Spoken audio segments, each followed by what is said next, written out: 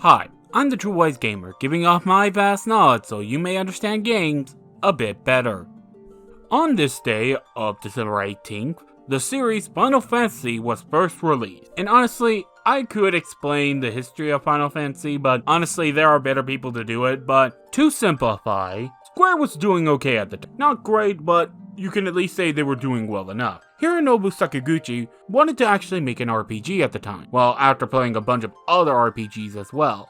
Since a lot of RPGs back in the day were based on other RPGs the developers were playing, which were more Western RPGs, but we can get into that another time. However, he was prevented from doing so until the release of Dragon Quest, which came out to a major success, and well, after a while, they said, sure, go for it. And with his team, was able to begin making Final Fantasy. However, that had a bunch of problems, but again, someone else can cover it, and has covered it before. Mr. Gentleman's video on Final Fantasy 1 really goes into the development of the game, which is really interesting. So now that leads into the big question of this video. Which version am I covering? Because you see, that's an actually important question, because each version is a different beast to themselves. For example, the original is a buggy mess that's only worth playing for seeing how the series began.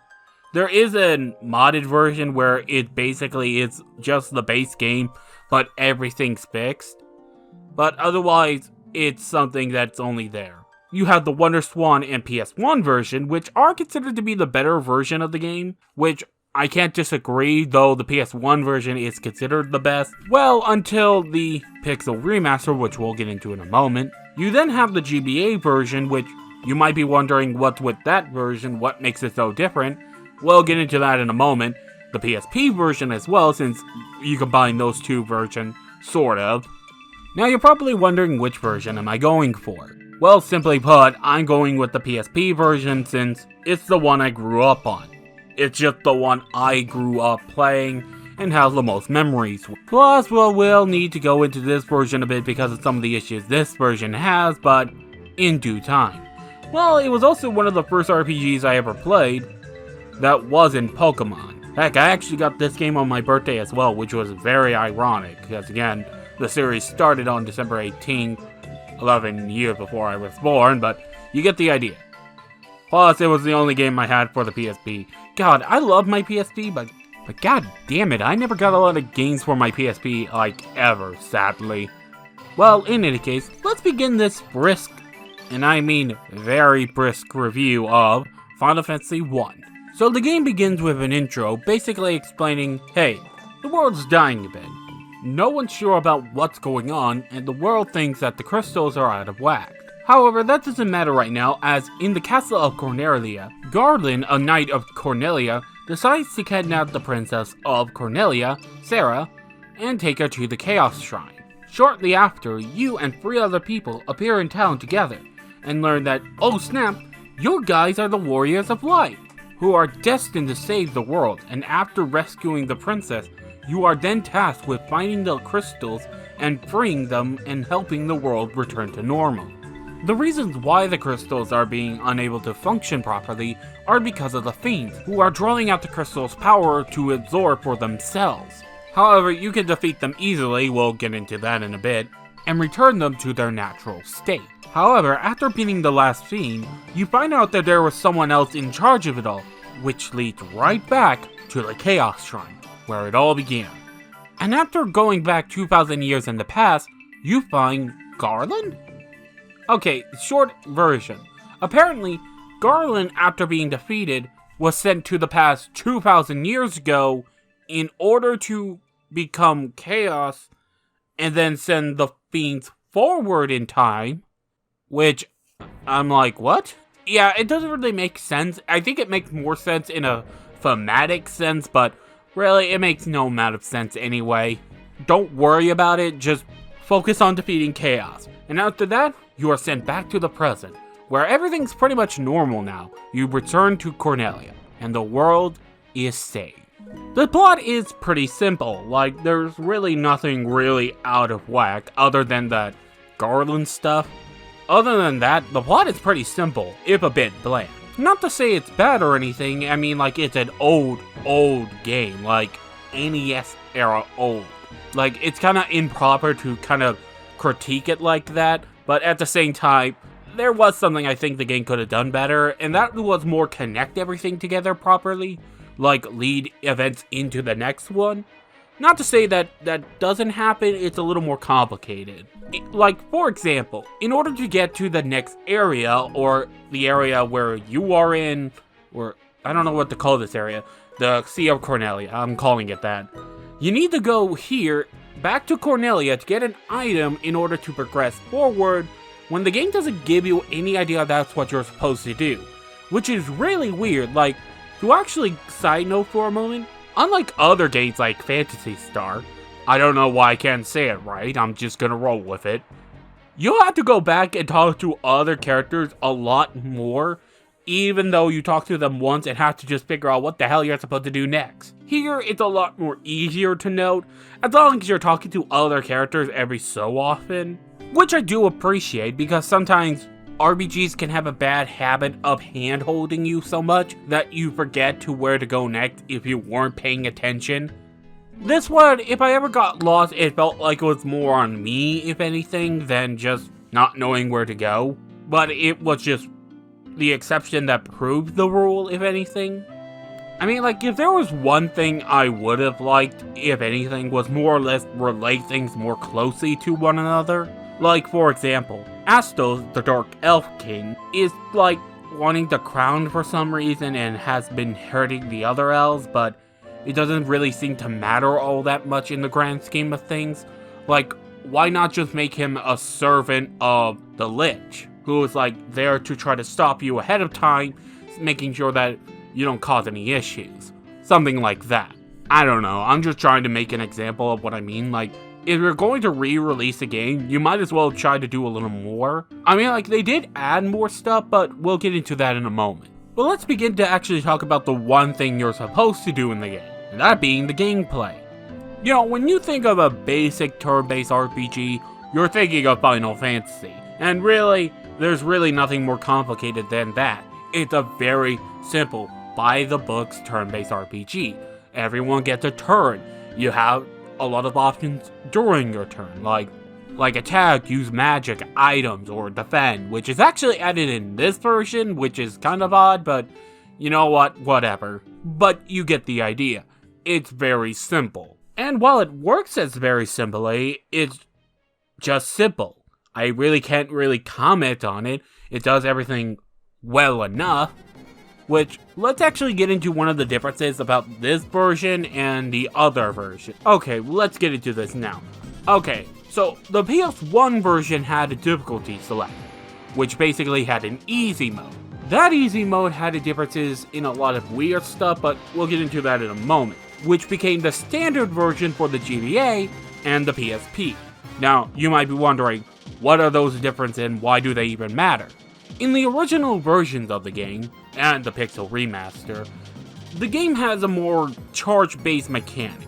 Basically, characters come in with a set amount of times they can use a spell, meaning that you have to actually be careful on how many times you use a spell, meaning it has a cost and a reward. Basically, if you use your spells more, you'll likely win more battles, but you'll be prevented from using more spells later on, in later battles. However, in the GBA and PSP version, it switched to the NP system, which wouldn't be a problem if it was balanced around it, which it isn't. Basically, mages have enough time to use their spell so often, there's never a reason why you should not use your spells.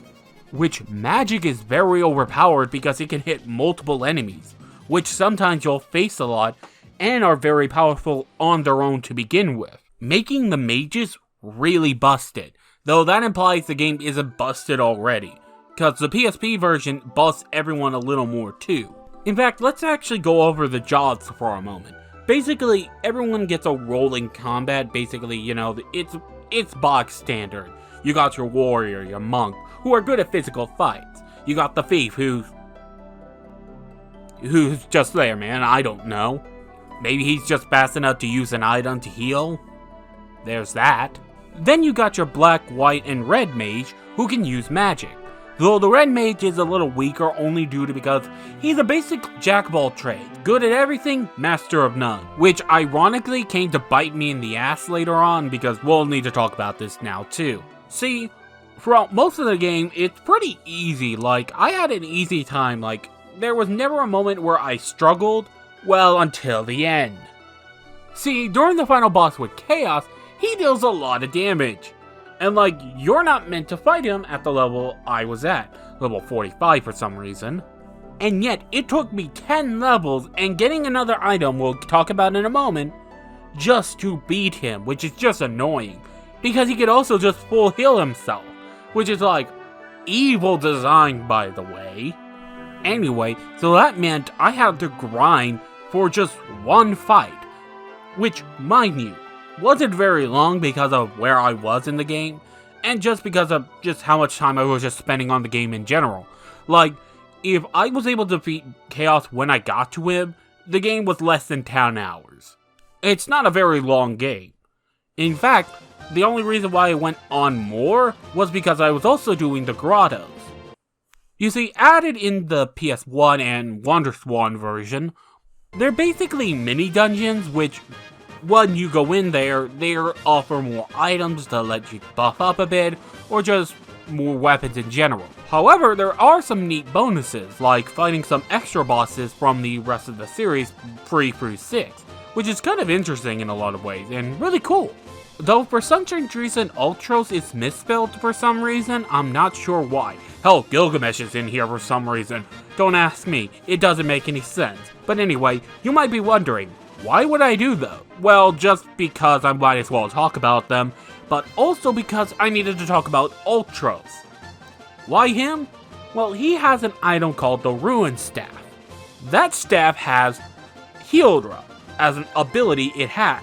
You might be wondering, why would I need that? Well, you see, we need to talk about the Red Mage. Red Mage can learn white skills, but for whatever reason, he can't learn group healing moves. For some reason. Yeah, for some reason. Because really, the hard part about the Chaos battle was not the damage I was dealing good damage, it's just that I couldn't heal enough. And well, the Heal Staff was gonna help me do that. Which I just find a little annoying because of just how long those dungeons are, but we could talk about that some other day. And actually, speaking of the dungeon design for a moment, it's fine. Like, the whole base game dungeon is fine. There are some annoying aspects, but otherwise, it's forgettable. There's nothing really interesting about one dungeon over another. They're just fine. I will say the game looks nice. Like, I get some of the critiques about the game looking like a RPG Maker-like game. Like, I get that. That's fair enough in some regard. But it does look nice. Like, I like how all the enemy sprites are done really well, and I'm still annoyed to this day they weren't up to this quality for the Pixel Remaster. Like, come the fuck on. Come on. Just make them look like this. They look good at least. Not just the upscaled version of the sprites. Like, they just look off. Which also caused the problem because they updated the original enemy design, and nothing really else? Which is just weird to me. Like, either make it all look different or nothing, because it just, why not? I'm sorry, I just had to mention it. And the music, we might as well go over this. It's good. Like, do I really need to say that? Like, it's good. Go listen to it. It's good. The Pixel Remaster, like, if I could put any praise to the Pixel Remaster, is that their remix of a lot of the songs throughout the series are just really good. They're really good, and again, I just have to say, I don't hate the Pixel Remaster, I just don't think they were up to the quality I would have preferred. And really, at the end of the day, that's all this game is. It's a prettier version of FF1. Can you really argue about anything else? It does its job for what it is, and there's really nothing much else to talk about. Well, there is one more thing we need to talk about. And, well, let's talk about it now. In the game, there are a group of people called the Lufinians. And in that town, there were some people. They actually kind of knew something was happening to the world. And so, they sent 5 warriors out to find out what the hell was going on. However, they never returned. I do wonder, whatever happened to those warriors? Till next time.